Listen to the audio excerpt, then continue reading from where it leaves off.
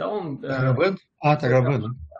bem-vindos de volta, então, aí, né? Depois dessas 2 semanas com o Eduardo. E hoje a gente entra em filtros, depois de vocês terem visto já, então, a transformada de Laplace e a transformada Z, né? Tá? Então, aos pouquinhos a gente vai revisitar essas transformadas, se vocês tiverem dúvidas, né? Nós vamos usar elas daqui para frente. Mas a ideia hoje é que a gente comece a falar, então, de como que a gente faz para projetar sistemas, porque até agora só o que a gente fez foi analisar sistemas e descobrir o que, que acontece se um determinado sistema tem uma entrada ou uma condição inicial, como é que fica a saída. Né? Hoje a gente vai ver um exemplo aqui de como é que a gente faz para projetar um sistema. Então eu queria começar falando um pouquinho de controle para vocês. Isso aqui é mais motivacional, tá? Não é algo que a gente vai ver nessa disciplina, mas é algo que é bem divertido de fazer. Então o que, que eu tenho aqui? Ó? Isso aqui é um diagrama do MATLAB, em que aqui dentro tem o modelo dinâmico de um pêndulo invertido, tá? Então, ele depende do quê? Da gravidade que a gente está trabalhando, da massa, do comprimento da haste, da massa do carro, da massa da haste, tem atrito, né? Tem condições iniciais. Esse cara, ele é modelado, deixa eu dar uma olhada aqui dentro dele só. Como é que faz para entrar dentro aqui? Mask. Look under mask. Ele é modelado em termos de equações não lineares aqui, porque depende de equações trigonométricas, né? De inclinação da haste, como vocês estão vendo aqui, né? Tá? Mas esse daqui é um sistema que ele possui 4 estados, então. A gente já vai ver um desenhozinho que vocês vão entender. Mas possui 2 estados referentes à posição do carro, então, posição e velocidade do carro, e 2 estados referentes à posição e velocidade e velocidade da haste, que seria a angulação, na verdade, né? O ângulo da haste e a velocidade angular, tá? Então, o que, que eu vou mostrar para vocês aqui é primeiro uma entrada ingênua que a gente coloca nesse sistema, que seria essa entrada aqui por cima, tá? Que a gente está tentando fazer o sistema aí da uma posição 0 para a posição 2, ou alguma coisa assim. E a gente coloca então um degrau de subida e um degrau de descida, e vamos ver o que, que acontece. Então ele sai da posição -1, vai para a posição 1, e ele chega lá, só que ele fica oscilando, né? Tá? Tem uma maneira um pouquinho mais, então, a entrada que é aplicada é esse degrau que vocês estão vendo aqui, né? Um degrau para aceleração, um degrau para frear. E o que, que acontece? O sistema ele vai para a posição que a gente quer, só que a haste fica oscilando, tá? O que, que a gente gostaria de fazer é chegar lá de forma mais suave, então, nesse exemplo que eu estou dando, sem ter essa oscilação toda da haste. Para fazer isso, o que, que a gente faz, ó, pessoal? Eu tenho aqui as equações do meu pêndulo, né? E eu coloco elas em espaço de estados. Então, a gente tem aquelas matrizes lá, A0, B0, C e D, né? Tá? Então, essas são linearizações. Então, a gente, apesar de ser um sistema não linear, a gente aproxima por essa representação que vocês estão vendo aqui, A, B e C, que a gente viu na primeira parte da matéria, né? Representação em espaço de estados. Disso, a gente consegue fazer uma função de transferência, né? Vai ser uma função de transferência G1. Como vocês estão vendo, ela possui 4 polos aqui embaixo, essa função, né? Então, justamente porque o sistema tem 4 estados, né? Então, são os polos e os estados referente à posição, velocidade da base e posição, velocidade da haste. Com base nesses polos que estão aqui, a gente sabe, então, o denominador dessa função que determina os polos e as raízes, então, os polos são as raízes desse polinômio de 1. Como possui essa parte daqui que é bastante imaginária, né? O termo imaginário ele sobressai em relação ao termo real, esse termo ele oscila bastante. O que a gente consegue fazer, então? É projetar um pré-compensador e a gente vai colocar aqui na frente, ó. E esse pré-compensador ele vai cancelar aqueles polos que são oscilatórios. E a gente vai dar um degrau nele e vai ver o que acontece na saída agora. Então, em vez de eu passar o sistema aqui por cima agora, eu vou dizer que esse C1 é 0 e vou passar o sistema ali por baixo.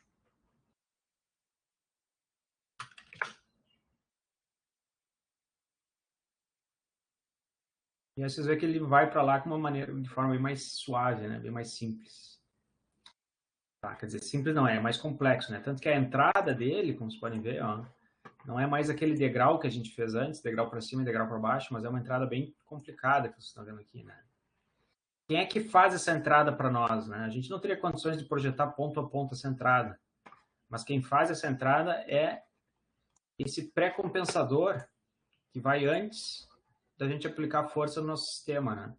Então aqui está entrando força, mas antes de eu aplicar essa força, eu passo por esse pré-compensador aqui, que é um filtro, né? Então tem um numerador e um denominador também.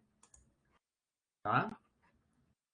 Esse filtro, ele é projetado, então, para reduzir as oscilações do pêndulo e a consequência disso é que o pêndulo se mexe sem oscilar. Daí.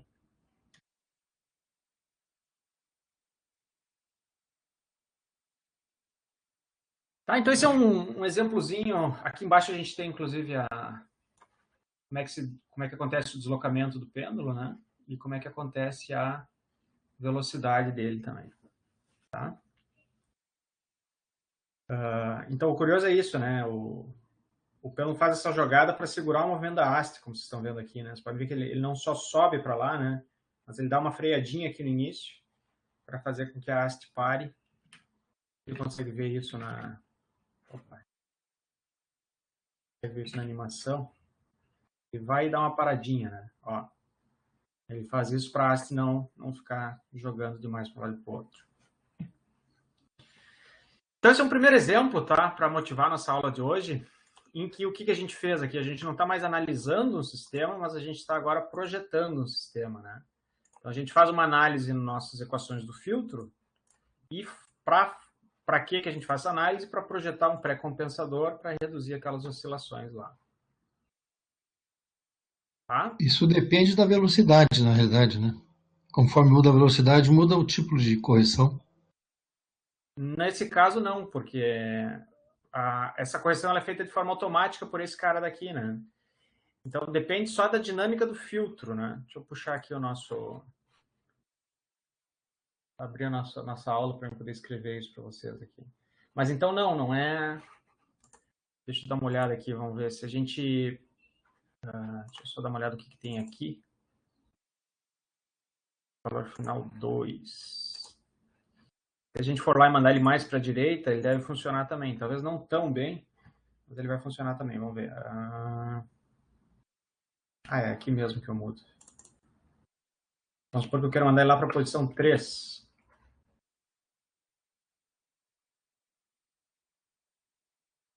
Ó, ele foi até a posição 3, né? Tá?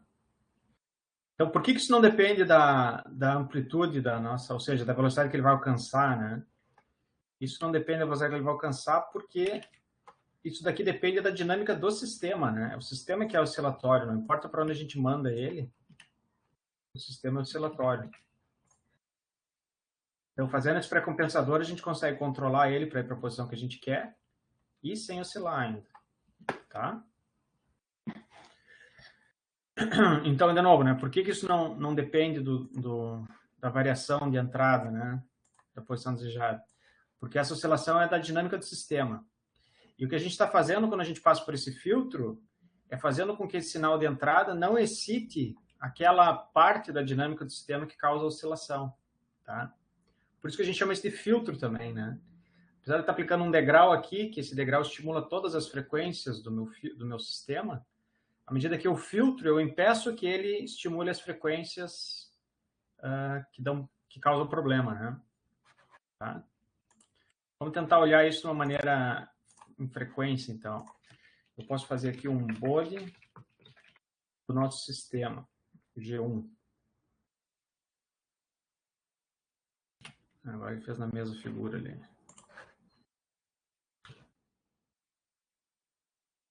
Bode de G1 não deu para enxergar um pico grande aqui, infelizmente. Difícil de ver isso agora. E vamos fazer o bode do nosso F1. Com certeza, nosso FI. Filtro de entrada. Então, esse filtro de entrada aqui, ó, ele está impedindo que a gente cite essa parte do diagrama de Bode, né? E é essa parte daqui, como vocês estão vendo, que causa aquela oscilação lá no nosso sistema. Tá? Enfim, então hoje a gente vai entrar nesse tipo de problema, assim, só que de uma maneira um pouquinho mais, ao mesmo tempo que mais tranquila, que a gente está falando de filtros genéricos, a gente vai estar falando também de algo que é um pouquinho mais útil, justamente por ser genérico, né? Então não vai ser só para essa aplicação em questão, mas vão ser filtros em geral, assim, para a gente ter uma introdução a projeto de sistemas, então, tá? Vou salvar isso como a nossa aula de hoje. Sistemas, filtros. Filtro passa baixas 2021.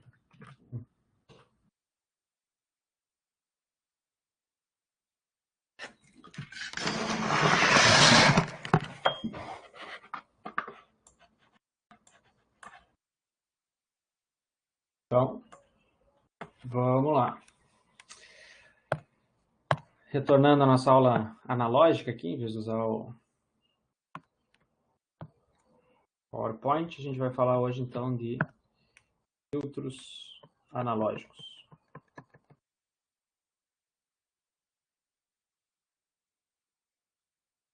Em especial, a gente vai estar falando hoje do filtro passa-baixas.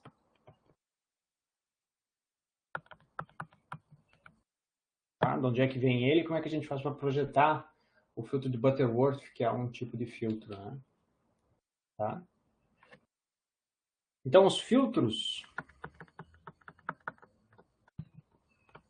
são sistemas projetados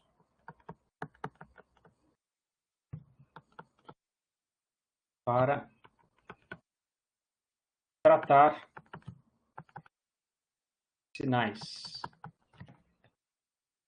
Tá? Uma forma bem genérica de escrever um filtro, né? E eles são caracterizados por três coisas aqui, né? Vamos escrever aqui para nós, caracterizados.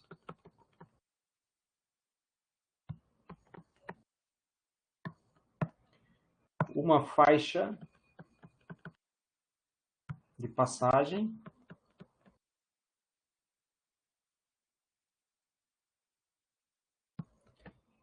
Que é quando o sinal não é alterado, né?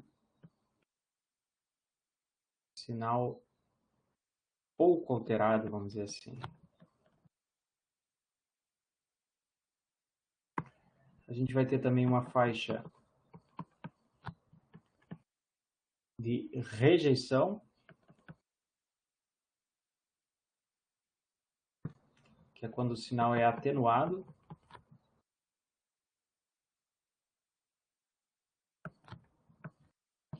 E a gente vai ter uma faixa de transição.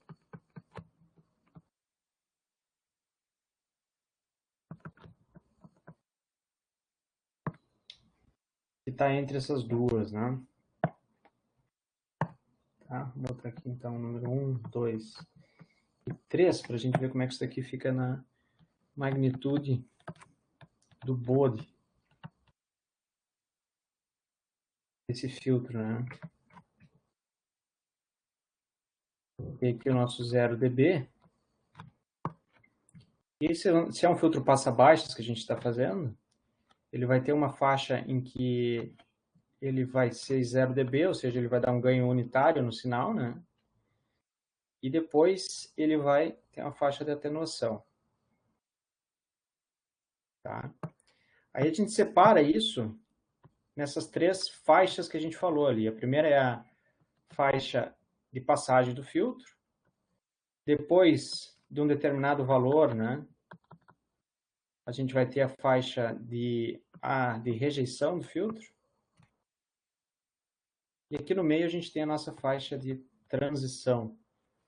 Então, que esses sinais daqui, eles não são, são nem completamente rejeitados e nem pouco alterados, né? Tá? Esse daqui seria o exemplo de um filtro passa-baixas real, tá? Idealmente, né?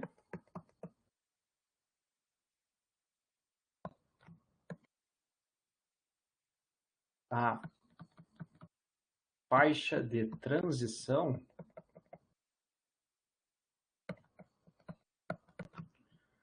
é zero, né? Esse seria o caso do filtro ideal.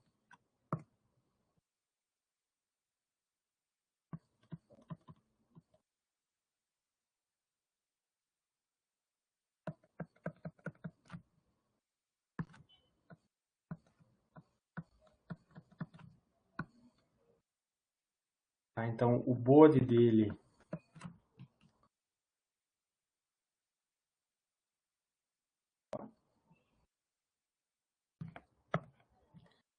seria 1 e depois despencaria para o infinito aqui, negativo, né?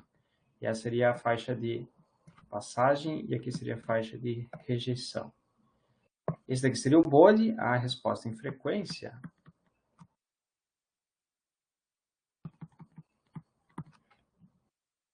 Aí a gente não tira o log, né? Então acho que fica mais fácil a gente enxergar o que acontece. O filtro vai ser 1 e depois ele vai ser 0. Então aqui nesse caso seria 0 e aqui seria 1. Aqui em cima, acho que vale fazer a resposta em frequência também, né? Para a gente entender o que está acontecendo.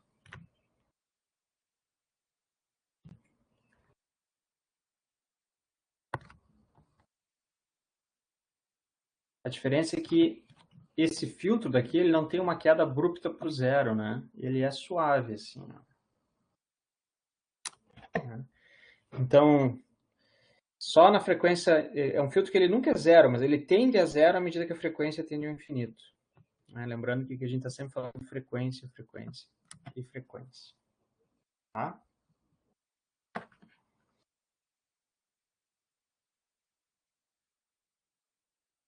Muito bem. Tem duas razões para a gente chamar ele de ideal, né?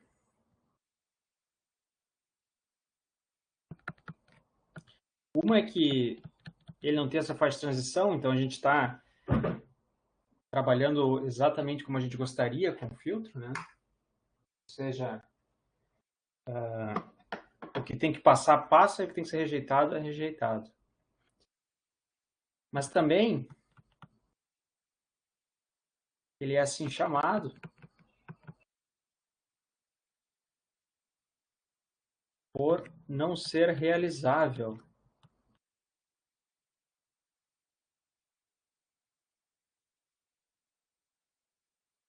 O que quer dizer isso, né? O que quer dizer o filtro não ser realizável, né? É impossível construí-lo na prática.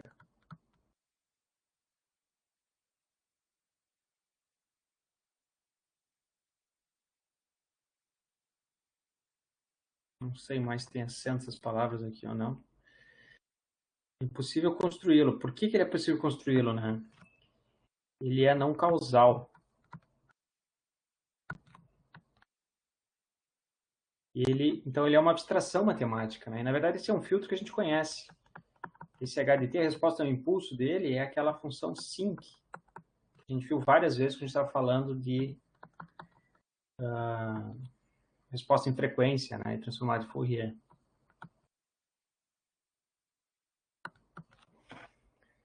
Então, o H de zero agora depende dos valores futuros.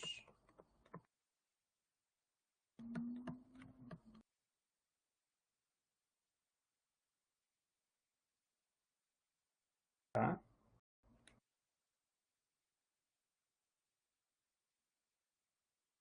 Então, uma vez que esse filtro ele não é realizável, o que a gente tem que fazer é encontrar maneiras de aproximar esse filtro, né? A gente quer chegar em alguma coisa bem próxima desse cara daqui. Ou, dependendo da situação, né? Tão próximo quanto necessário para a nossa aplicação. Mas ele é útil para pós-processamento, né?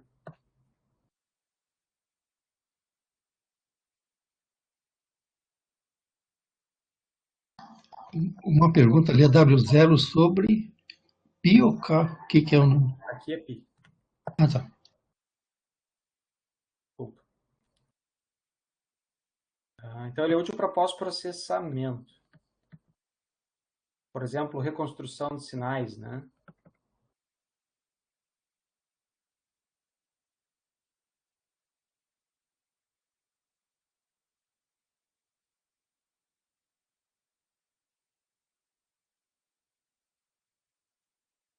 Tá? Então, a gente pode imaginar que a gente fez uma coleta de sinal e esse sinal ele representa uma variável real, né? Então, uma variável que existe no mundo real, mas ele está corrompido por ruído de medição, como vocês estão vendo aqui, né? Mas essa é a medição que a gente tem. Então, depois que a gente fez essa coleta, a gente pode reconstruir o sinal azul, né? Através de um filtro ideal. Tá? Só que, claro, que para calcular esse ponto daqui, esse nosso filtro vai usar a informação de todo o sinal para frente e para trás, né? Tá? Então, exige conhecimento do futuro, né? Para fazer esse cálculo. Esse daqui, então, seria o sinal filtrado.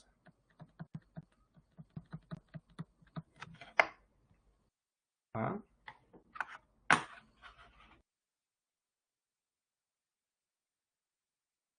Então, a gente não consegue trabalhar com esse filtro ideal por ele ser uma abstração matemática, né? Não sei que a gente faça uma máquina do tempo, a gente não consegue colocar ele em prática ainda. Então, na prática,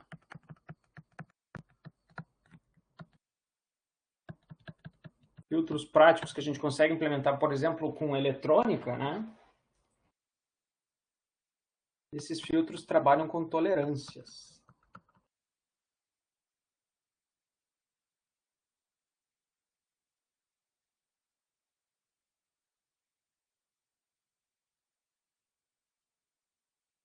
Tá? Aí a gente cria, então, a famosa faixa de passagem. A gente vai escrever aqui de uma maneira mais formal agora, do que um desenhozinho no gráfico, né? Faixa de passagem. Então, essa faixa de passagem, ela é uma condição imposta no módulo do nosso H de J ômega. Tá? Esse cara ele tem que ser menor que 1, o H de J ômega, para não amplificar o sinal, né? Mas a gente vai colocar, a gente vai permitir que ele seja maior, maior que 0, desde que ele seja maior que 1 menos epsilon também. Tá? Essa daqui vai ser a faixa de passagem do nosso filtro. E esse epsilon, ele indica uma tolerância.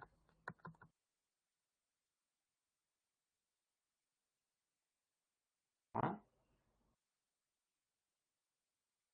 Essa tolerância é um número bem pequeno, né? Então, vamos botar aqui, por exemplo, epsilon igual a 0,05.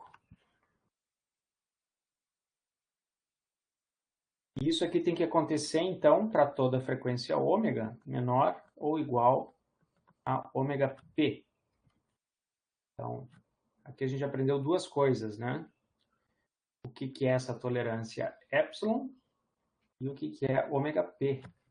Vou botar aqui de azul também. Ômega p é o que a gente diz de frequência de passagem. Ou frequência de corte, às vezes a gente vai ver.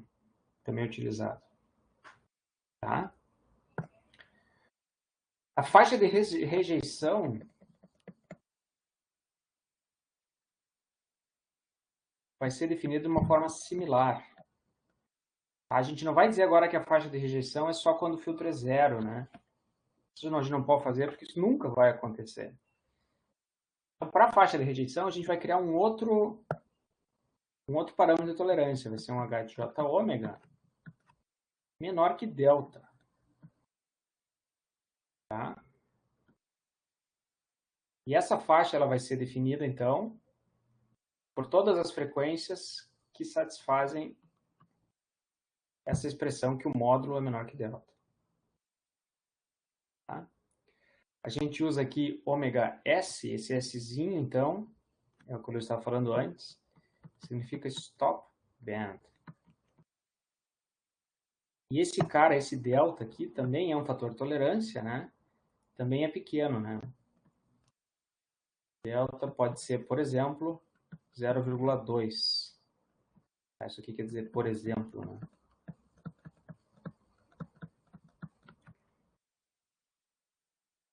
(0,2). Naturalmente, o delta vai ser menor que 1 menos epsilon. Aqui fica um pouco confuso a gente falar assim só em fórmulas, então vamos voltar para o nosso diagrama e vamos plotar isso daqui na resposta em frequência, tá? Vamos ver como é que fica então a resposta em frequência de um filtro prático para opor ao filtro ideal, né? Vou botar entre aspas aqui, então. Um filtro que ele seria realizável. Então, aqui a gente vai plotar o nosso H de J ômega, o módulo dele.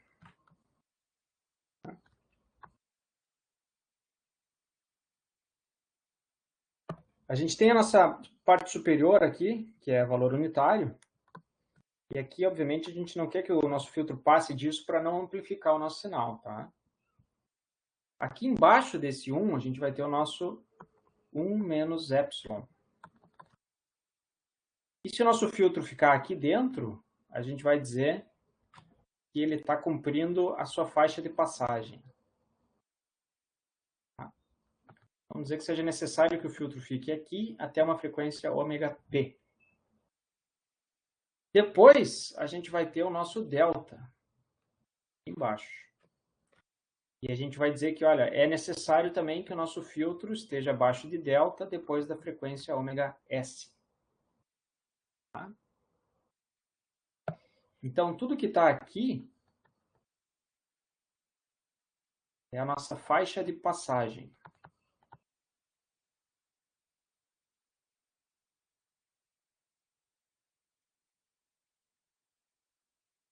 Tudo que está aqui embaixo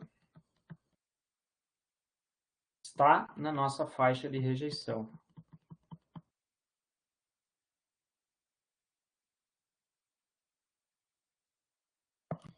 E aqui no meio, obviamente, é a nossa faixa de transição.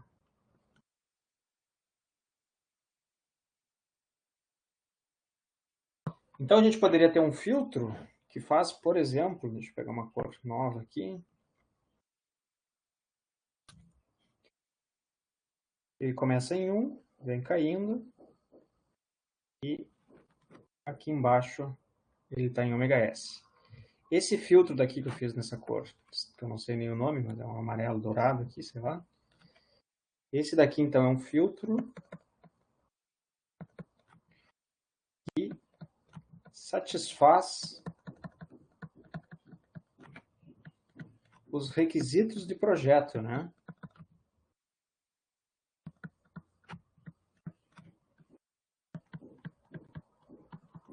Quais são as variáveis que determinam agora os requisitos de projeto para nós, né? Quando a gente fala em requisitos de projetos, a gente pode falar na variável epsilon e ômega p, delta e ômega s. Essas 4 variáveis, elas vão determinar os nossos requisitos de projeto, né? Como vocês podem ver aqui na frequência, né? Na resposta em frequência. Tá? Então, essa daqui é basicamente a nomenclatura que a gente vai utilizar para o projeto de filtros, tá? Faixa de passagem, transição, faixa de rejeição, e esses padrões de tolerância, o epsilon e o delta. Vamos permitir encaixar um filtro ali dentro, não. Agora, a pergunta que a gente quer se fazer é a seguinte, né? Dados, então, vamos supor que a gente tem uma determinada aplicação que nos especificou o epsilon, o ômega p, o delta e o ômega s. Como é que eu faço para, a partir desses valores, eu projetar um filtro HDS que satisfaz isso tudo? Tá? Então, o pessoal já vem estudando isso há alguns anos, ainda bem, a gente não precisa inventar nada, né? A gente só vai ter que aqui estudar alguns desses filtros que já foram projetados, né? Em particular, nós vamos estudar o filtro de Butterworth.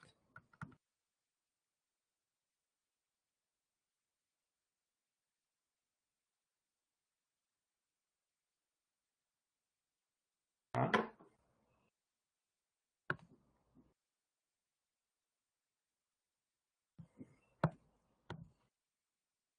Filtro de Butterworth.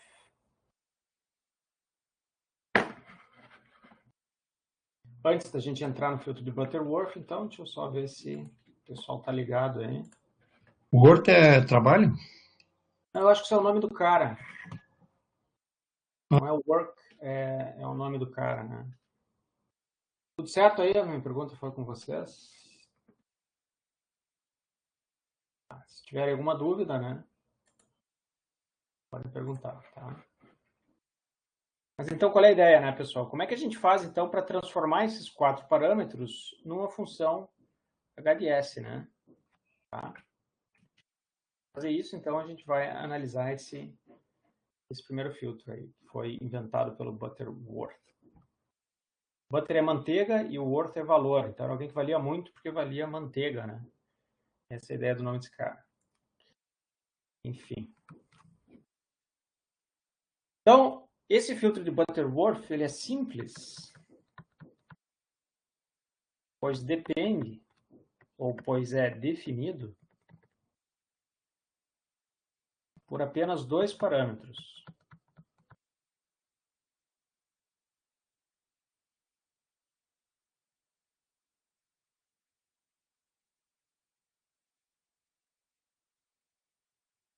Que é N, que a gente vai chamar de ordem do filtro. Então, ele é inteiro, né? Vai ser ordem 1, ordem 2, ordem 3. E ômega C, que é o quê? É a frequência de corte do filtro.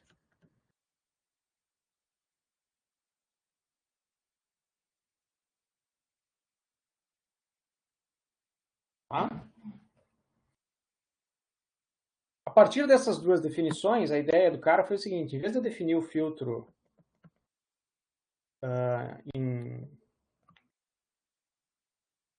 em sua resposta em frequência, eu vou definir ela através do módulo da resposta à frequência ao quadrado. Tá? Já vai entender por que ele fez isso. Né? E ele vai dizer, bom, eu vou dizer que o meu filtro, eu vou parametrizar ele da seguinte maneira. Ó. Ele vai ser 1 dividido por ômega C elevado na 2 na n. Tá?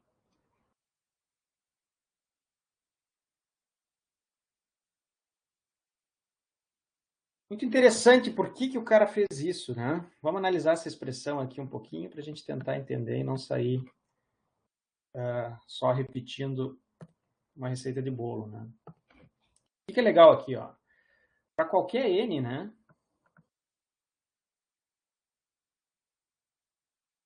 Para qualquer n, a frequência, desculpa, o módulo ao quadrado da frequência na frequência de corte, então aqui eu estou dizendo ômega igual a ômega c, né? Deixa eu fazer isso aqui mais claro para aparecer. Ômega c. Eu vou ter sempre 1 dividido por 1 mais 1, né? Então isso aqui vai ser sempre 1/2. Tá? O que isso implica, né? Que obviamente esse módulo vai ser igual a 1 sobre a raiz de 2, que é o nosso famoso 3dB no bode lá, né? Então, isso aqui é importante para nós, porque é daí que veio a ideia dele. Ele disse, olha, eu vou ter uma frequenciazinha que é uma frequência importante, que é a frequência que eu começo a ter uma queda, né? E isso daqui responde a tua pergunta lá no início também, né, Luiz? O que é a frequência de corte, né? Então, a frequência de corte do filtro Butterworth, especificamente, ela é definida como sendo a frequência em que o módulo do filtro é 1 sobre raiz de 2. Ou no BODE seria menos 3 dB. Tá? Agora, como é que a gente faz, então, para partir disso, né, e chegar numa função que determina o filtro? Vamos continuar conversando, então.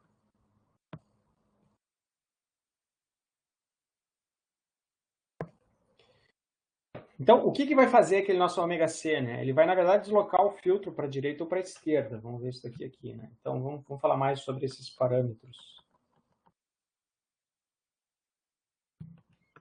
Ômega C e N. Tá? Se a gente plotar esse cara aqui, né? Esse meu filtro, então, ele vai ser um filtro suave, porque ele é um filtro prático. Em um determinado momento aqui, a gente vai estar no valor 1,5. Faltou dizer aqui que eu estou plotando o módulo do filtro ao quadrado. Tá? E esse 1,5 ele vai se dar sempre na frequência ômega C, essa, né? Então, dependendo como eu escolho ômega C, eu posso levar esse 1,5 mais para a direita ou mais para a esquerda, né? Então, se eu trago ele mais para cá, eu vou estar falando um ômega C maior. E se eu levo ele mais para lá, eu vou estar falando um ômega C menor, eu vou ter uma faixa de transição menor, né? Tá? Eu vou ter, desculpa, uma faixa de passagem menor, né? Mais apertada aqui a nossa faixa de passagem, que é daqui para lá. Agora, o que acontece com o parâmetro N, a ordem do filtro, né?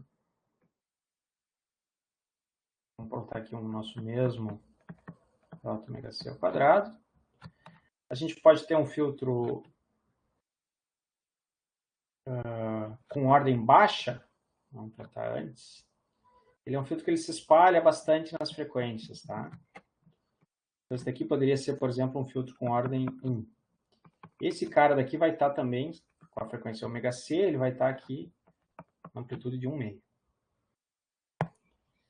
Se a gente aumenta a ordem do filtro, ele vai ficar um pouco mais próximo do nosso filtro ideal. Então, esse aqui poderia ser o N igual a 2, por exemplo. E à medida que ele vai subindo a ordem dele, ele vai ficando cada vez mais quadradão, assim. Esse aqui poderia ser o N igual a 3. N igual a 4 vai ficando cada vez mais duro aqui. Tá? Então, à medida que o nosso N sobe, a gente fica mais próximo do filtro ideal, né?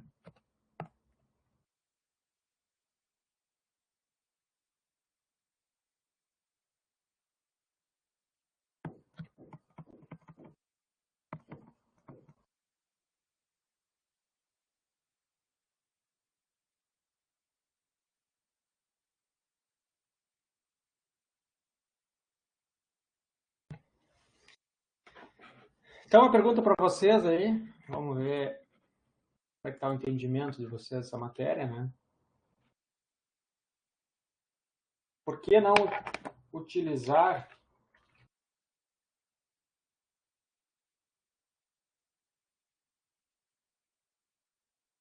N tendendo ao infinito?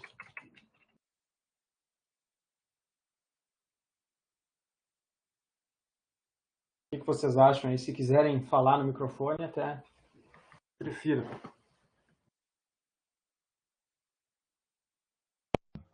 Corta instantâneo, né? Muda de estado instantâneo. Pois é, mas isso seria bom, né? Seria o nosso ideal, né? Se a gente tivesse um N infinito, a gente ia dizer, ó, até essa frequência passa sinal, daqui para lá não passa mais.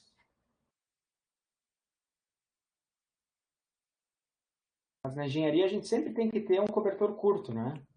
Nunca pode ter algo que é perfeito, assim, vamos usar N infinito. Alguma razão tem que ter. Então, o Matheus deu uma boa explicação ali, eu não sei se vocês conseguem ler o que o pessoal vai escrevendo, mas... Vou digitar aqui, ó. Então, teve uma resposta, se vocês quiserem responder, podem responder aqui no bate-papo também, né? O que acontece, né, pessoal? Esse filtro daqui, ele tem que se traduzir em alguma maneira implementável, né? Tá? Então, ele pode ser construído, por exemplo, com eletrônica, né? Maior a ordem, mais difícil a implementação do filtro.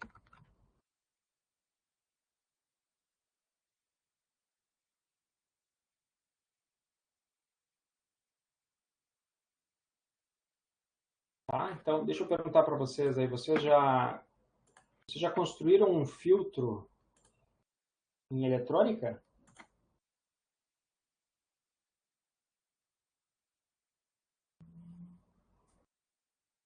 Tá.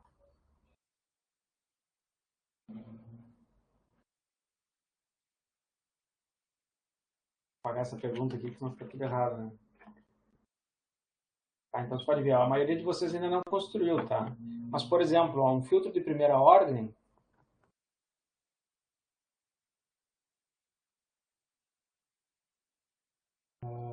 um filtro N1, ele pode ser feito com um resistor e um capacitor. Tá? Então, aqui a gente tem um sinal de entrada e aqui a gente vai ter o nosso sinal de saída. Tá? Então, VY e VX. Se eu quero fazer uma ordem maior, eu posso colocar aqui mais um componente, né? Aí eu vou ter um filtro de segunda ordem. Deveria ter feito isso de outra cor. Né? Ou então, eu posso utilizar a topologia de chamada Stanley Key, né? Vocês já devem ter estudado isso também, né? Eu não lembro de cabeça, né? N igual a 2, a gente utiliza daí um amplificador operacional, normalmente. Já. Tá? Se a gente precisar de um N igual a 4, a gente vai precisar de 2 vezes um amplificador operacional. E também a gente precisa de um amplificador operacional para fazer segunda ordem, 2 capacitores. Para fazer a ordem 4, a gente precisa de 4 capacitores. E assim vai. Então, a nossa placa de eletrônica vai crescendo, né? Tá?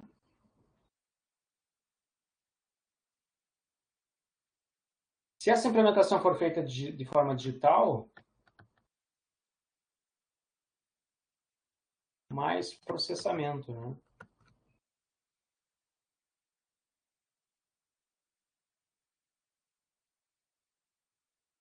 Tá? Então, a gente vai precisar de mais variáveis e mais cálculos para a gente fazer isso de forma digital. Então, menor é igual a mais simples.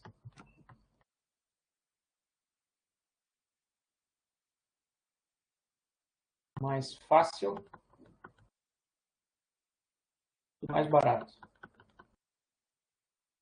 Tá?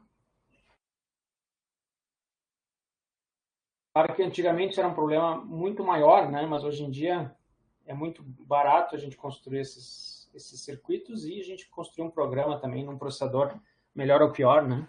Os processadores também estão muito baratos. Beleza. Então, o que a gente faz normalmente, tá, pessoal? Um fluxo de um projeto de implementação de um filtro.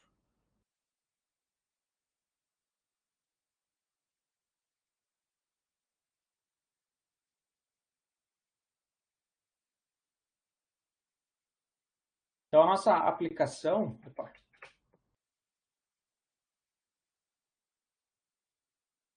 vai determinar o nosso ômega P, ômega S, nosso epsilon e o nosso delta.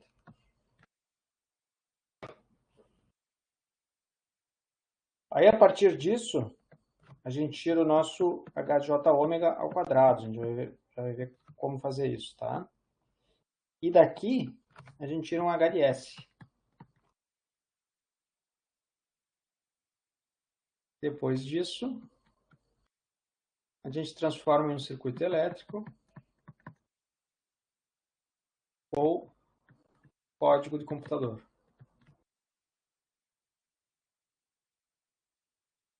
Tá? Esse é a nossa fluxograma, então, né? Para sair de uma necessidade de filtragem até uma implementação prática. Vamos ver como é que a gente faz isso, tá? Então,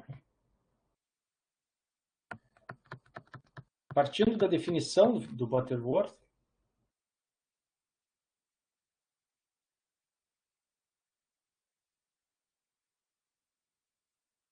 a gente tem que o nosso h de j ômega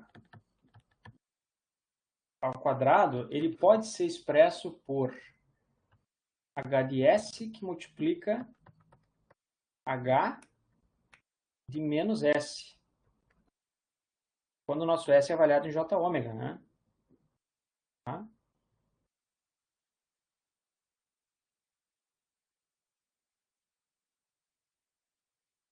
Assim, o que vai acontecer, né? H de S, então, que multiplica o nosso H de menos S, é igual à nossa definição lá do Butterworth. Ela vai ser 1 dividido por 1 mais S dividido por J ômega elevado na 2N.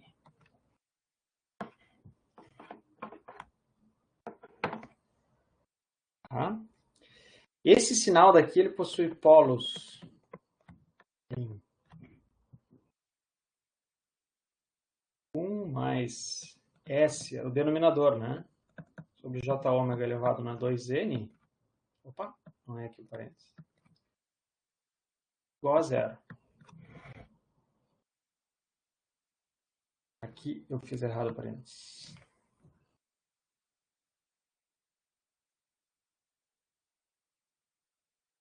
Tá? Ou seja, né? A gente consegue isolar o nosso S daqui. Isso aqui é 1.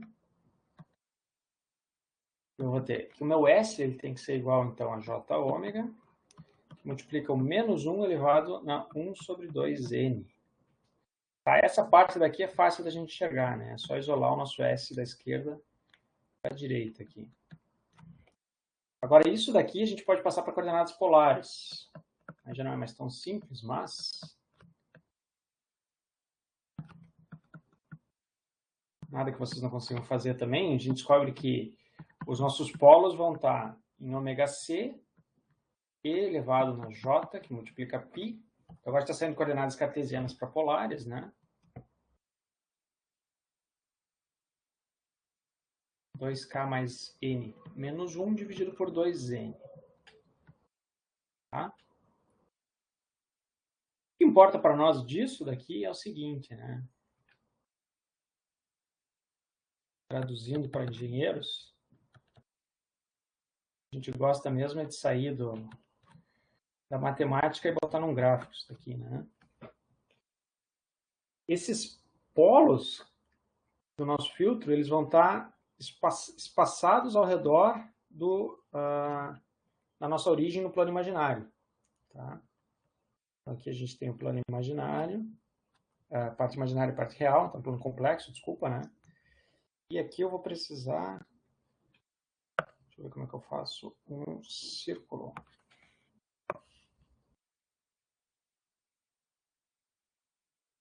Tchau.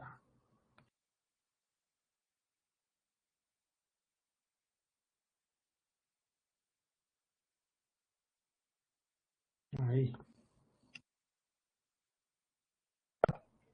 Tá? Esses polos eles vão estar espaçados aqui. Então, por exemplo, se eu tiver um n igual a 3, eu vou ter um polo aqui e outro aqui, espaçados em 120 graus, né? Se eu tiver um n igual a 4, aí eles vão estar espaçados em 45 graus. E assim por diante, né? Tá? O que a gente faz, então? A gente pega... peraí, isso aqui... Eu fiz errado. São 3, então vão ficar 3 em cada lado, né? 3 para cá e 3 para cá. E aqui. Isso. E se são 4, eu vou ficar com 4 em cada lado. Então aqui não vai ficar legal, não. Um aqui, outro aqui. Outro aqui. Então o que a gente faz? A gente separa esse esses polos entre os polos estáveis, os polos que têm a parte real negativa, né? Estáveis. Esses caras daqui vão compor H de S. Mas ficou confuso, hein? Ficou confuso. Bom, seria fazer um círculo com 3 e outro com 4, porque assim o cara misturou tudo. Tá bom, vamos mudar aqui então. Isso aqui é só para ilustrar, né? Mas vamos mudar então. Vamos pegar aqui uma elipse de novo. De repente seria bom... Opa, fazer de outra cor. De repente seria bom fazer duas, então. Ó.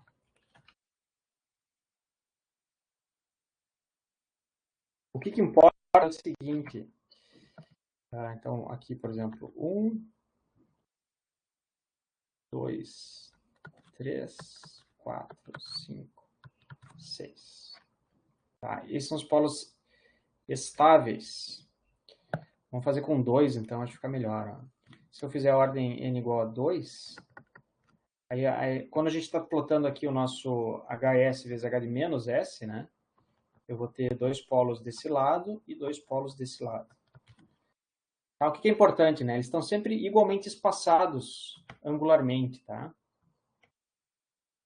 Acho que essa é a ideia, né?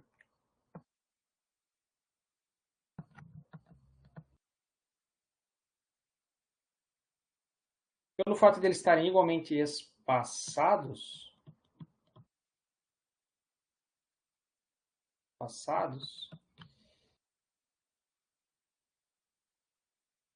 metade estará no semiplano esquerdo.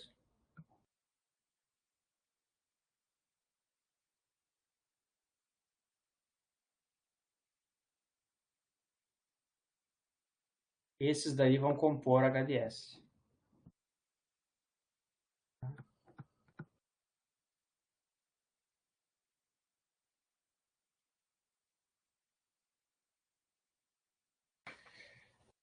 Tá? Então, isso aqui é mais uma ideia para a gente entender da onde que surgiu o filtro Butterworth, né?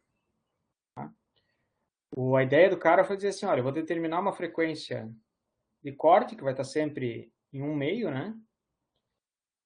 E eu vou utilizar só 2 parâmetros para projetar o filtro, que é justamente essa frequência e a ordem dele. Para ele conseguir encaixar isso em alguma coisa que fizesse sentido, ele começou descrevendo o filtro como módulo ao quadrado. Porque daí ele podia separar esse filtro em H de S e H de menos S, né? E a partir daí da diagramação dos polos, ele consegue determinar o que é o H de S que é estável. E são esses polos que a gente usa para compor o nosso filtro. Isso daqui era para ser um Z.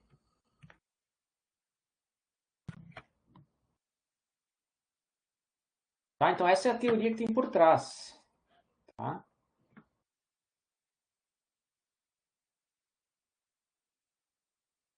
Vamos ver um exemplo aqui, então, para ver se a gente consegue se entender. Ó. Exemplo para n igual a 3. Tá? Então, eu vou ter um polo vai estar em ômega-c. Então, note que ômega-c é essa distância daqui, né? Um polo vai estar em ômega-c e na J 120 graus. Tá? Então, eu estaria falando desse cara azul daqui. Não, é o vermelho. Desse cara vermelho daqui. Ó. O outro, S1, então, vai estar em ômega-c e na J 180 graus. Então, o outro S2 seria, né? E o outro S3, ômega-c e na J menos 120 graus. Tá?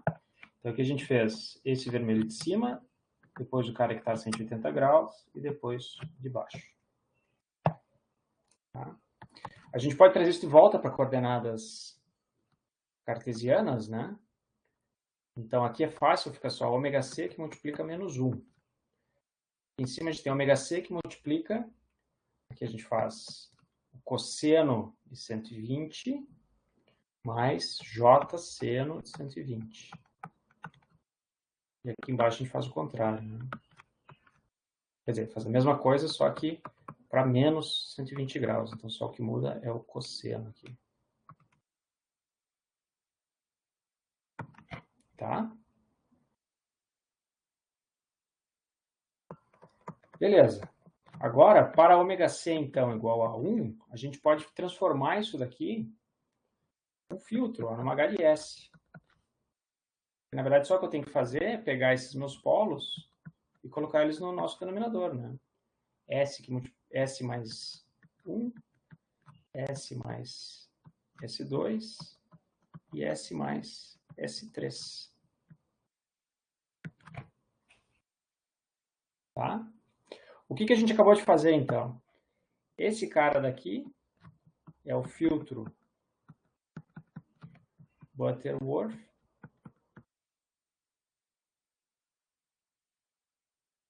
De ordem 3 e frequência de corte 1. A gente substitui, então, essas variáveis S1, S2, S3 ali, a gente tem aqui o nosso H de S.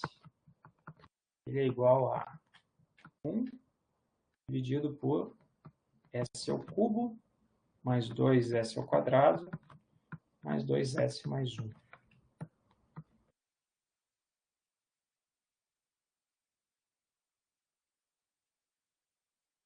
Tá? Então, só o que eu fiz foi pegar esses S's daqui e substituí-los aqui dentro, né? Tá? S3, S2, S1. Fazendo o nosso ômega C igual a 1.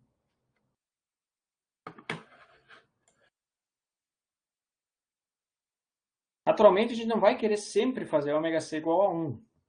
Então,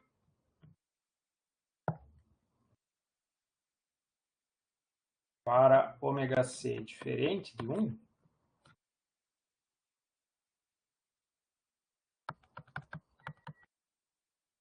utilizamos um deslocamento em frequência.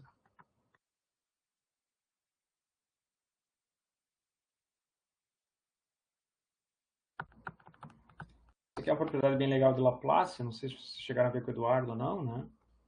Mas eu posso alterar o nosso S, desculpa, deslocar o nosso gráfico na frequência de um lado para o outro, fazendo essa ideia daqui. Tá? Então, na verdade, onde eu tinha S, eu divido por S sobre ômega C. Tá? O que acontece nesse caso, né? Para a gente deixar isso aqui de maneira bem clara. Eu tinha ali 1 dividido por S ao cubo. Então, aqui eu vou colocar S dividido por ômega C ao cubo. Mais 2S por ômega C ao quadrado. Mais 2S por ômega C, e onde eu tinha 1 fica 1, é claro, né? Tá? A gente consegue simplificar essa expressão daqui, se eu multiplicar ela por ômega C ao cubo e dividir ela por ômega C ao cubo. Aí a gente encontra uma expressão, então, bem boa para o nosso filtro Butterworth de terceira ordem. Agora ele não está mais na frequência 1, ele está numa frequência de corte qualquer, e ele continua sendo um filtro de terceira ordem. Né? Eu vou ficar com 2 ômega C vezes S, mais 2 ômega C ao quadrado vezes S, mais ômega C ao cubo. Tá? Então a gente faz isso, a gente fez isso para o filtro de terceira ordem, né? Nada nos impede de fazer isso para o filtro de segunda ordem, de quarta ordem, de primeira ordem, né? O que a gente vai fazer? A gente vai sempre espaçar os polos aqui nesse círculo, expressar eles facilmente em coordenadas polares e depois em coordenadas cartesianas. Uma vez que a gente faz isso, a gente encontra a nossa H de S, como foi feito aqui, né? E depois faz esse deslocamento em frequência para encontrar ela para uma função, para uma frequência qualquer. A resposta disso, pessoal, ou seja, o atalho para isso, né, vai nos dar sempre um sisteminha que ele é no formato ômega c elevado na ordem do filtro, dividido por um Q n de S. Tá? Esse Q é um polinômio que vai depender da ordem do filtro, né? Então, daquele espaçamento lá ao longo daquele círculo de raio ômega c. Mas a boa notícia para todo mundo é que esse Q de n ele é tabelado. Né? Uma vez que a gente calcula isso, a gente não precisa nunca mais recalcular. Tá?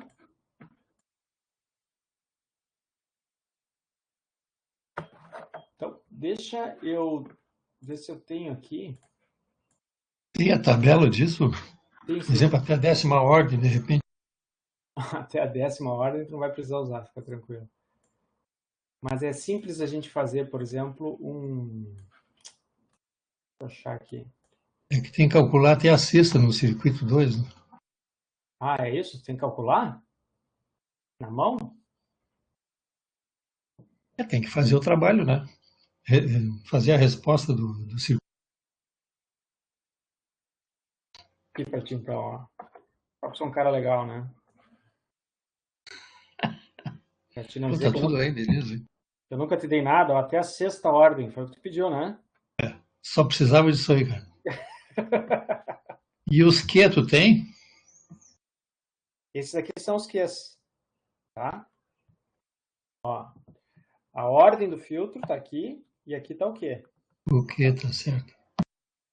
Então, o numerador dele vai sempre ser ômega c elevado na n, né? Como tá aqui, né? Tá? E aqui a gente tem o polinômio que vai embaixo. Então, só para lembrar aqui, deixa eu escrever aqui, né? H de S, ele é ômega c elevado na n, dividido por Q de S. Aí, ó.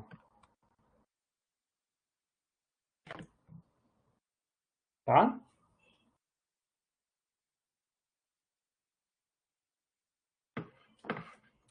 Eu queria mostrar uma outra coisa para vocês aqui.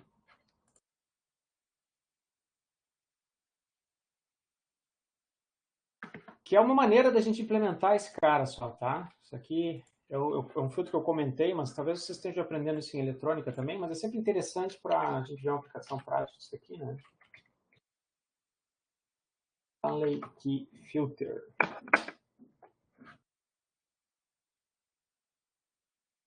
Vou tirar um print screen aqui e coloco na tela para a gente entender o que ele é já.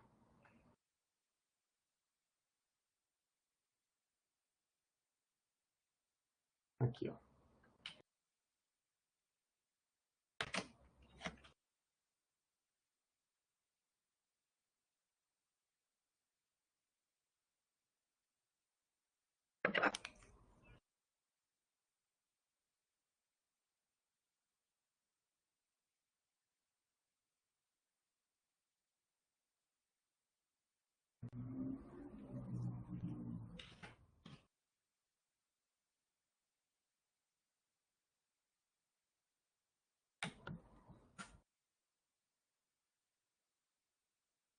Então, isso aqui é direto da Wikipedia, né?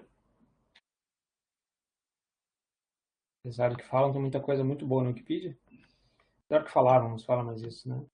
Mas essa é uma maneira da gente fazer um filtro Butterworth de segunda ordem, né? Tá?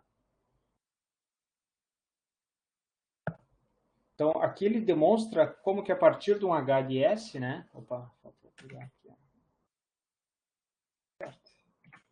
Como que a partir de um H de S, que foi projetado, então, por exemplo, como filtro Butterworth, né? A gente faz para descobrir os valores dos capacitores e dos resistores que geram esse filtro, como ele está aqui. Tá?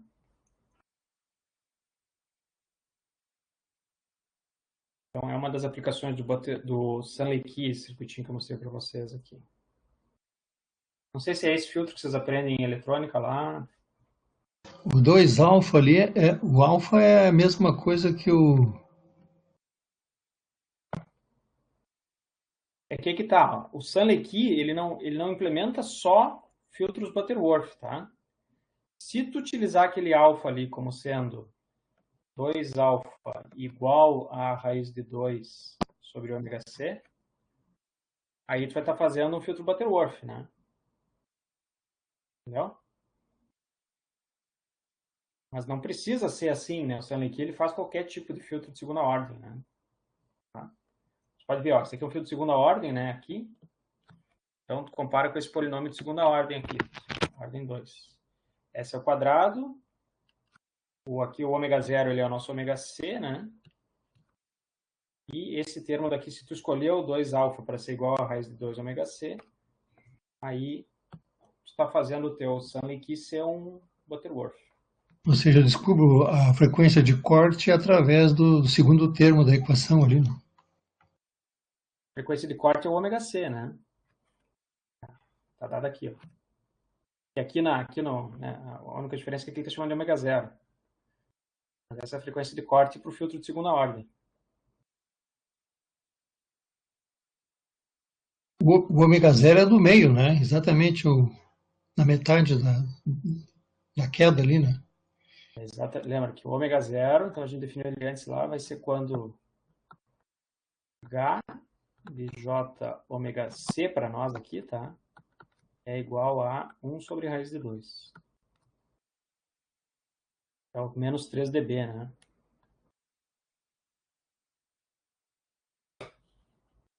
Aqui, né? No Butterworth.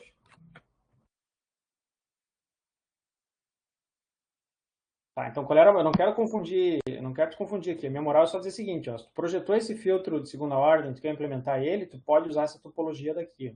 Barbada, só isso, tá? Vamos ir além disso para não misturar as maneiras aí, complicar a situação. Mas se quiser tirar, depois conversar sobre isso, não tem problema também, tá?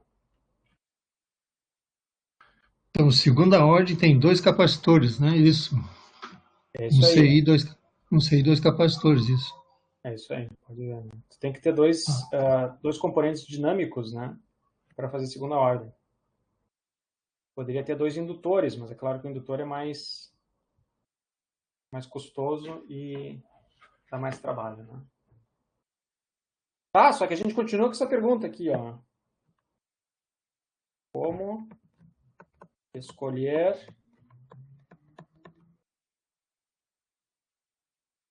N e ômega C? Isso aqui a gente não respondeu ainda, né? Tá, é isso que a gente vai fazer agora. Então, dados. Na verdade, é o projeto, né? A gente construiu uma estrutura de filtro simples que depende só da ordem e da frequência de corte. Agora a gente vai descobrir como descobrir essa ordem e essa frequência de corte, então. Projeto de N e ômega C, tá?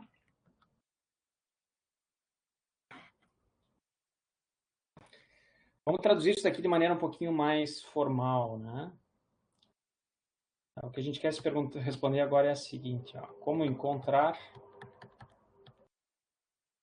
N e ômega C tal que. Como encontrar N e ômega C tal que. H de J ômega, o módulo de H de J ômega ao quadrado, seja maior ou igual de 1 menos epsilon ao quadrado.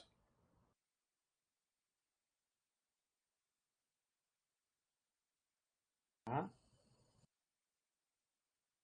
Isso aqui a gente vai chamar de 1 menos epsilon, menos gama, só para facilitar a nossa anotação. Para, isso aqui então vai ser isso, para ômega menor que o ômega de passagem, lembram? Então, naquela minha frequência inicial lá, eu quero que o meu H seja maior que isso. Depois, eu vou ter um outro requisito de projeto, que é também no meu H de J ômega módulo ao quadrado. Ele vai ter que ser menor ou igual a delta ao quadrado. A gente vai chamar aqui de mi para facilitar a nossa anotação. sempre que o meu ômega for maior, agora, que o ômega stop band. Tá? Vamos lembrar aqui do nosso gráfico, até acho que eu posso copiar ele aqui para a gente lembrar disso, né? Aqui, ó. Esse cara é que eu quero, né?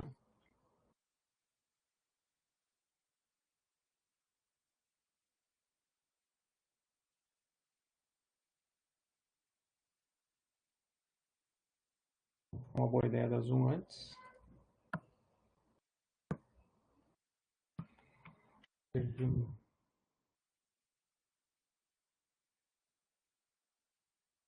Ah, não. Outros problemas.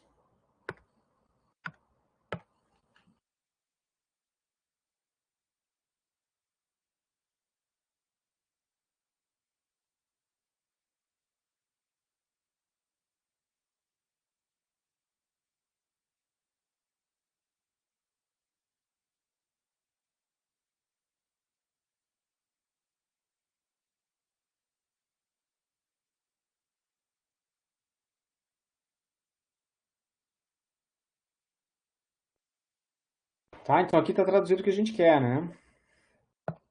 Esse cara daqui é referente à faixa de passagem. E esse aqui de baixo é referente à faixa de transição. Ah, desculpa, de rejeição. Aqui está o nosso delta, né? E aqui está o nosso epsilon. Então é isso que a gente quer. A gente quer encontrar um N e um ômega C que satisfaçam essas expressões aqui para baixo, né? Ou seja, o meu filtro ele tem que ser maior que 1 menos epsilon para frequências baixas e ele tem que ser menor que delta para frequências altas. Essa é a ideia. Tá?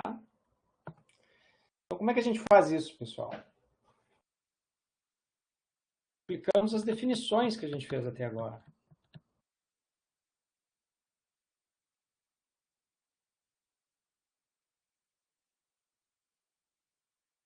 Tá?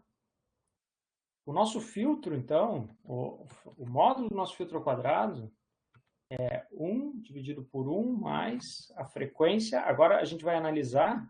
Então, ele era a frequência dividido pela frequência de corte elevado na 2n, né? O que a gente quer saber agora, né? Qual é a frequência de corte que faz com que, na minha frequência ômega p, esse cara seja exatamente igual a 1 menos epsilon ao quadrado, né? Opa, errei. Quadrado é por fora. Ou igual a 1 menos gama. Tá? Tá bem aqui, ó. Eu só peguei essa expressão e abri ela, né? E encontrei o valor certo do ômega C que vai satisfazer essa expressão. Não encontrei ainda, mas vamos encontrar, né? Então, se a gente isolar a nossa frequência de passagem,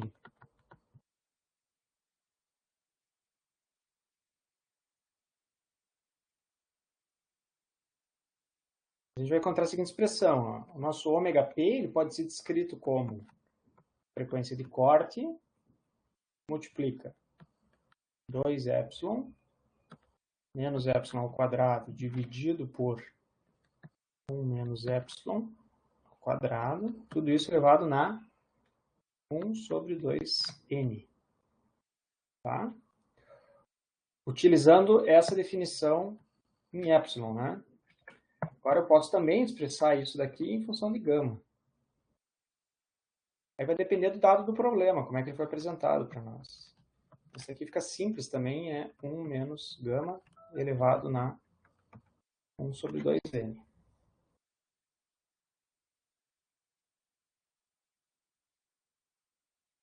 Tá?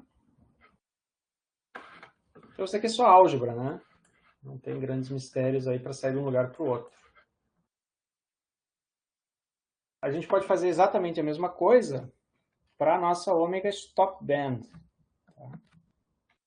Agora eu vou igualar. Deixa eu fazer uma caixa nisso aqui para ficar a caixa verde, né? E aqui é 1 sobre 2n também, né? Faltou o n aqui. Tá. Agora, a gente vai fazer a mesma coisa para o nosso ômega S. Então, vou colocar naquela expressão lá de cima e vou isolar o ômega S. Isso aqui vai nos dar um ômega S igual a ômega C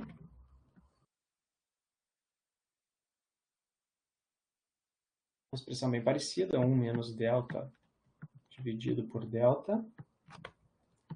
Então, delta ao quadrado dividido por delta ao quadrado, elevado a 1 sobre 2n, é igual ao ômega c, 1 menos mi,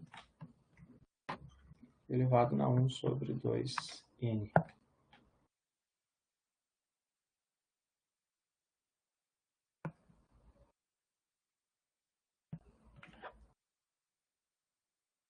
Tá?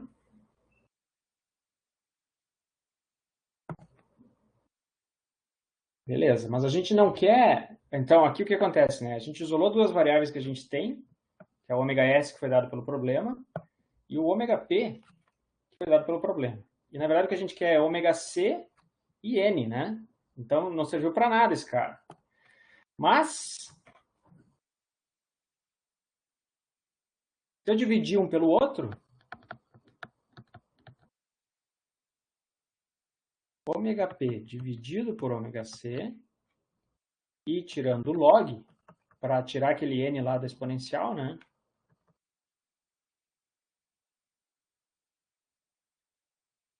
Temos n vai ser igual a... Agora a expressão fica um pouquinho chata, mas é o log do de cima dividido pelo log do de baixo, tá? Então, isso aqui fica o log de 2 epsilon menos epsilon ao quadrado, multiplica delta ao quadrado, dividido por 1 menos epsilon ao quadrado, 1 menos delta quadrado dentro do parênteses. Tá? Dividido por 2 vezes o log de ômega p sobre ômega s.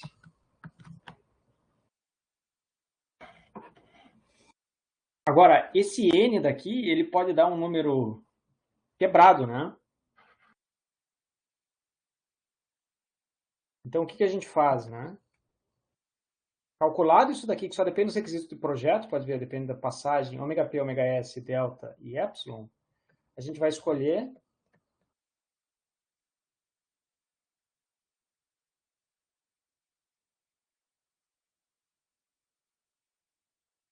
escolhemos o próximo inteiro positivo. Não sei se é positivo, é óbvio que vai ser positivo, mas escolhemos o próximo inteiro. Então, se n igual a 2,1, 2,9, a gente vai ter que passar n para 3. Tá? Porque a gente precisa que ele seja de terceira ordem para satisfazer os requisitos do projeto. Essa é a moral. Tá? Bom, é claro que a gente poderia calcular isso aqui em função de gama e mi também, né? Tá? Mas em vez de fazer isso, eu vou mostrar para vocês onde é que isso está na nossa disciplina aqui. Então, aqui a gente está na área 3. Se a gente for para o formulário da área 3, tem que acessar de novo. Formulário da área 3. A gente tem aqui todas as expressões para o filtro de Butterworth. Tá? Eu sugiro que vocês copiem daqui, porque às vezes eu posso fazer um erro ali no meu...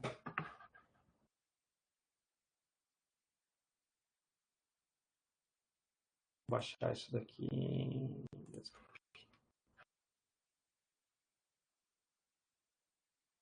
A gente tira uma foto, copia aqui já. Fica prontinha essa aula.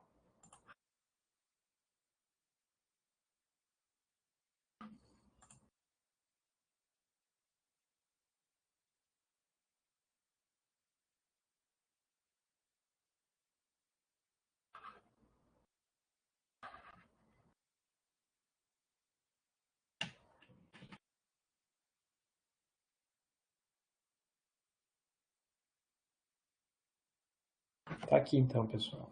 Depois fica fácil para vocês terem como referência, mas acho que eu posso dar uma aumentada nessa. Transforme, manter a proporção.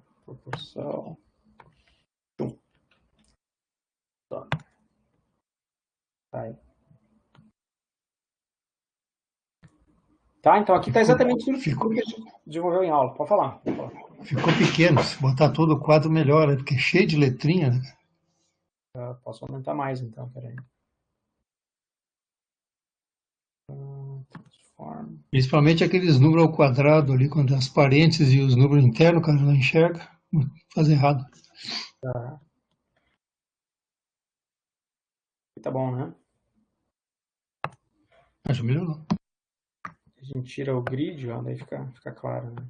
Esse A aqui eu podia tirar. Pronto. Tá, pessoal? Bom, beleza. Daqui a gente tira o N, né? Aí depois, o que a gente tem que fazer ainda? Vamos voltar aqui para as nossas expressões. Eu isolei o ômega P e o ômega S. E a gente fez isso para tirar o N. De posse do N, eu posso vir aqui em cima e calcular o nosso ômega C daí, né? Tá? Então, uma vez que eu tenho N, agora calculamos... Opa, aqui. Agora, calculamos ômega C. E a gente pode calcular o ômega C através de duas equações. A gente pode calcular através da equação verde aqui, ou da equação vermelha, né? Então, a gente vai calcular um ômega C P a partir da equação de passagem. Da equação verde. E o ômega C stop band, da equação vermelha.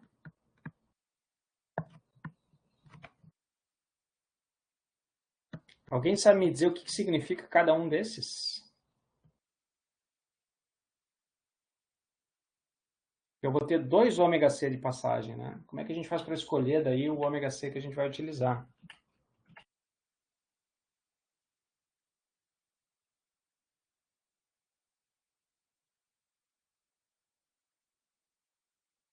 Vamos fazer um gráfico aqui que vai ficar melhor para a gente entender isso. Ó.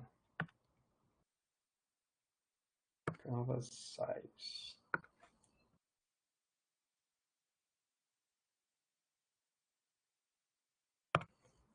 Tá, então se a gente olhar aqui, né? Ó, a gente tem um ômega C P e um ômega CS. CS e aqui a gente tem um ômega CP. O que significa cada um desses, né? Apareceu umas coisas escritas aqui. Opa.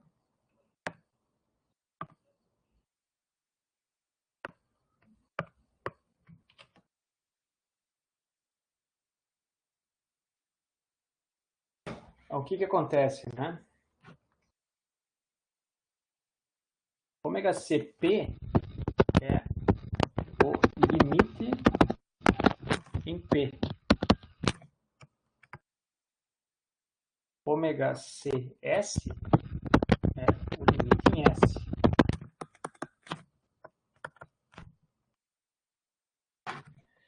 Então, qualquer ômega C satisfazendo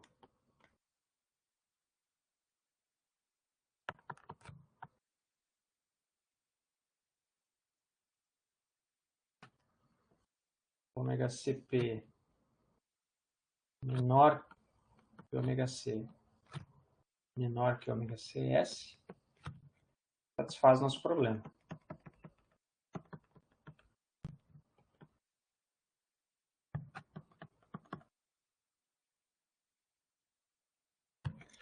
Tá, o que isso quer dizer de maneira gráfica, de novo, para a gente entender bem o que eu estou falando, tá? O nosso problema ele é apresentado da seguinte maneira, né? Nos é dado, na verdade, duas regiões. Essa região de passagem e essa região daqui, que é a região de rejeição, tá? Então, aqui a gente tem o nosso ômega stop band, e aqui a gente tem o nosso ômega de passagem. Tá? Se eu calculo o meu ômega C igual ao ômega de passagem, eu vou estar fazendo um filtro que vai estar passando exatamente por aqui. Ó. Ele começa em 1, passa exatamente por aqui, e depois ele entra na nossa região de rejeição. Se eu estiver calculando um filtro através do ômega stop band, eu vou estar calculando um filtro que passa exatamente por aqui, pelo meu delta.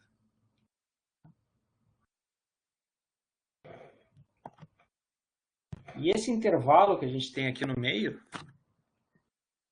é o que eu posso jogar com o meu ômega C, que satisfaz os requisitos do projeto. Tá? Então, o meu ômega C só tem que estar aqui dentro.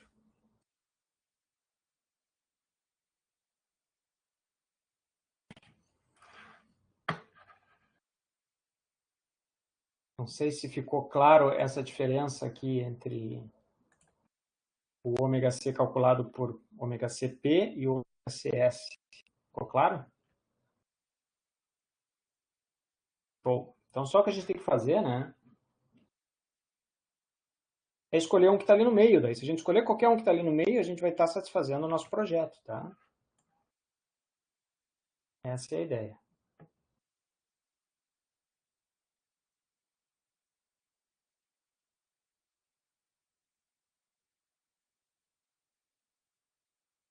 O ômega CP vai ficar do lado do verde, ali no meio, né? No meio. E o ômega CS vai ficar no outro lado. Esse é a dica da Exatamente. coisa, né? E o Essa é a moral. WC fica bem no meio, né? Se tu escolher Onde um ômega... ficaria o W0. Não, é que esse aqui tu escolhe, né? Então, ou tu faz a curva verde, ou tu faz a curva vermelha. Se tu colocar eles aqui na metade, daí tu vai ter um cara que está bem aqui no meio, né? Entendeu?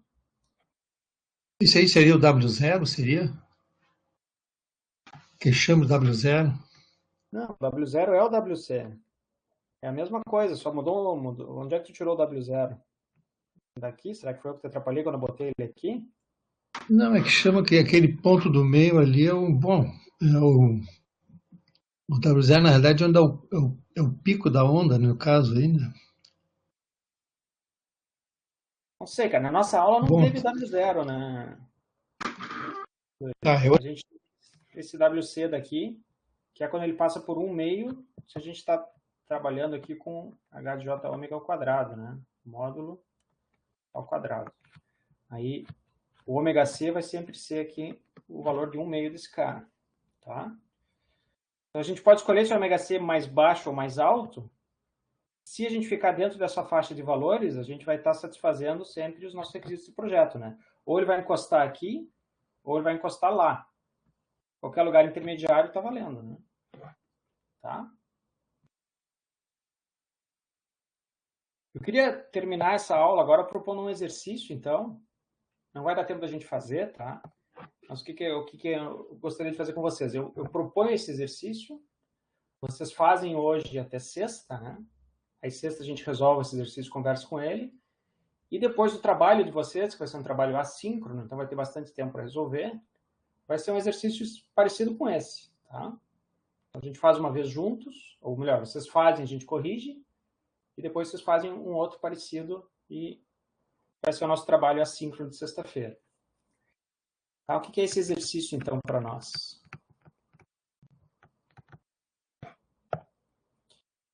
Projetar um Butterworth.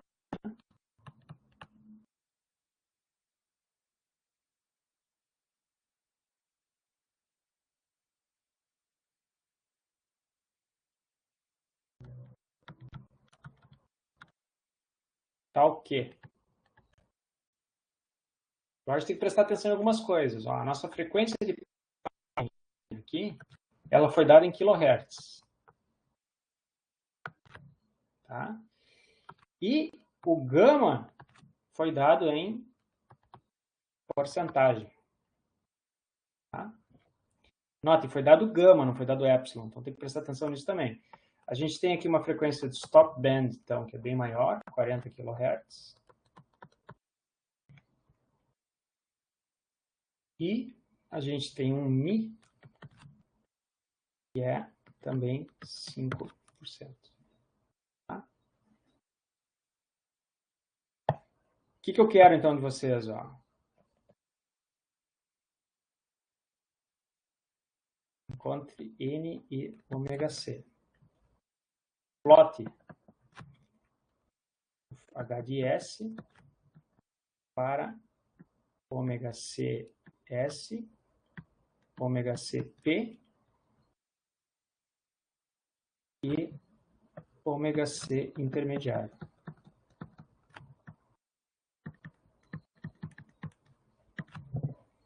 Esse plot que eu quero dizer, pessoal, vamos utilizar o MATLAB, tá? Ou o Octave ou Python, sei lá.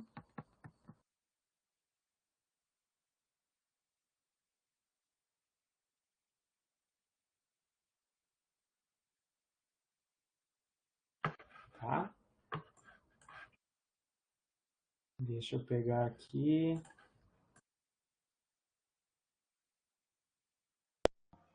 Pode dar dica do Octave nesse aí?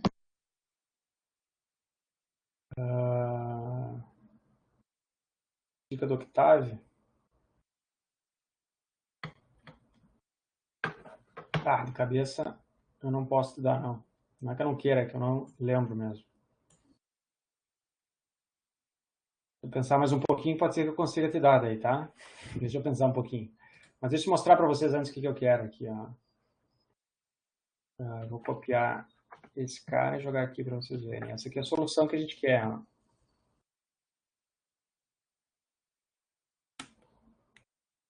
Tá, então isso aqui foi projetado... Não sei se foi plotado no Octave, esse daqui, eu acho. Tá, mas basicamente é isso, né? Aqui está o nosso H de J ômega ao quadrado. Ó. Vocês podem ver que se a gente escolhe o nosso sinal para ômega C igual a ômega CP, ele passa exatamente em cima lá no 0,95. E aqui embaixo ele passa com sobra. Tá? Se a gente escolhe ele igual ao ômega CS, aqui em cima ele passa com sobra e aqui embaixo ele passa exatamente onde a gente quer. Então a gente pode escolher uma frequência qualquer intermediária, né? Deixa eu apagar aqui para vocês não descobrirem o que é. E que satisfaz esse problema, qualquer frequência aqui no meio vai estar satisfazendo. Tá? Deixa eu ver como é que a gente faz para plotar isso daqui.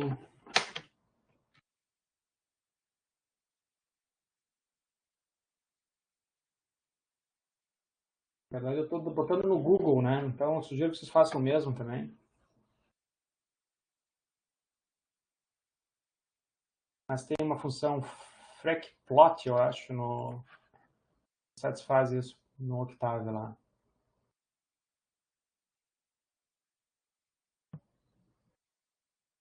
Mas esse é o exercício para a gente treinar, então, corrigir na sexta-feira, tá? Eu vou parar de gravar aqui, mas eu fico à disposição para tirar dúvidas de vocês. Senão, enquanto vocês copiam, aí eu dou uma olhada em como é que a gente faz para plotar isso aqui no Octave. Não, mas se deixar gravado, melhor ainda, porque aí o cara não fica correndo muito atrás. Porque às vezes o cara é um comando simples, também. Mas o cara não acha, né? Pode ser também, só que eu não quero que fique gravado eu procurando aqui só. Ah, não, mas desliga aí, quando voltar liga de novo. Então tá. Agora vai. Obrigado. Agora sim. Desculpa. Tá, então para plotar esse HDS daqui, a gente declara o numerador, ele é um escalar só, o denominador é um vetor, né? Então cada ponto aqui, isso aqui é um S, né? Tá. É separado por um espaço. Depois a gente declara um W, que é um espaço linear, então. Deixa eu achar aqui como é que é essa função. Me perdi. É aqui mesmo.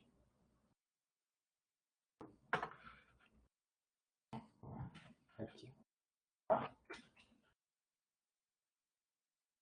Então, da frequência inicial até a frequência final. E aqui quantos tu quer, por exemplo, 1000 pontos entre uma frequência e outra. E daí depois a gente só digita frec frec S para dizer que é contínuo, né? O teu numerador, o teu denominador e o teu W.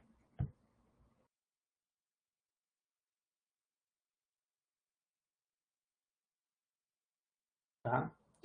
Nesse caso, ele vai propor, ele vai plotar em dB já, mas não tem problema também.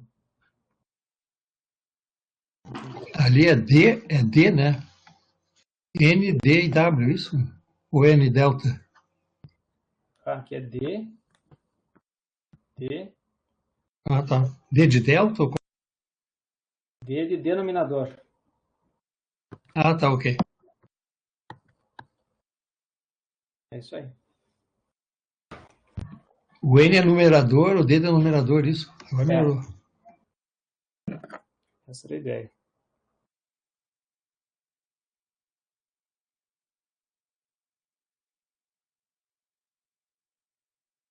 Tá? Outra maneira também seria o seguinte, então isso aqui vai plotar em dB, né? Se tu não quer plotar em dB, vamos fazer uma outra maneira aqui, que seria a maneira mais completa. Vai ter que fazer na mão.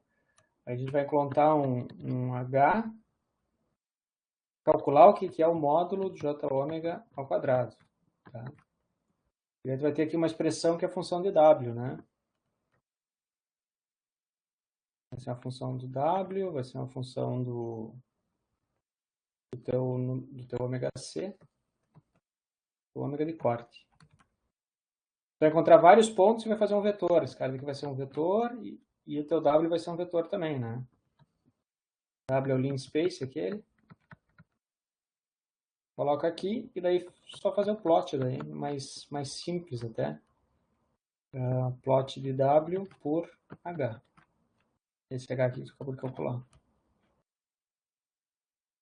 Ali seria ômega, ômega C, um ômega C1.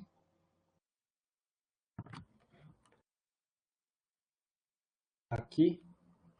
Ali no H. Ômega C e N, né? G aqui. E N. Bom.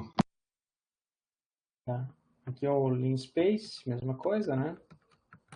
Aí tu calcula esse H daqui, coloca o H aqui e daí vai fazer o plot exatamente desse cara daqui. Desde que tu calcule esse como sendo H. Deixa eu pensar aqui. J ômega módulo ao quadrado. Tá, porque esse frec S aqui dá em dB. Não é o que a gente fez, né? Mas tanto faz. Feito! Deixa eu parar de gravar.